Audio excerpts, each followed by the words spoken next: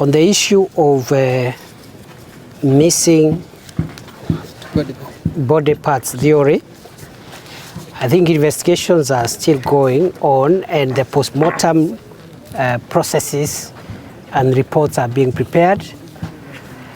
And I think I am advised by the experts that we should not preempt the investigations.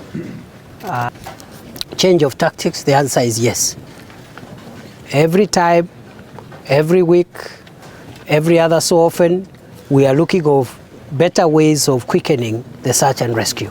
So we've made some improvements which will be implemented this week. And as I've said, even the air support or the use of aircraft has not been ruled out, and you'll see some action perhaps towards the end of the week on that front, among other tactics that we don't want again to say publicly, because the criminals also watch television. They also listen to radio.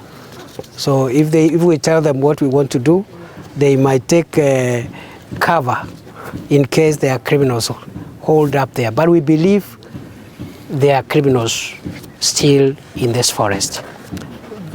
With regard to how many more graves, as I have said, this is a very vast property. We are moving methodically, and that even the process of identification of graves is ongoing, but we have work to do.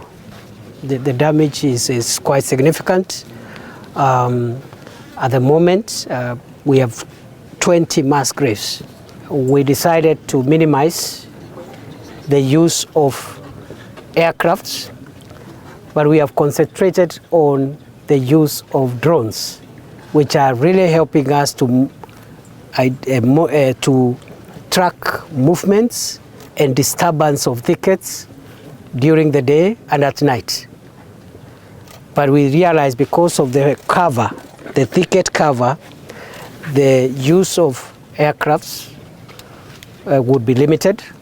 However, we will still use the aircraft perhaps in the coming days, because we believe there is also the value added by application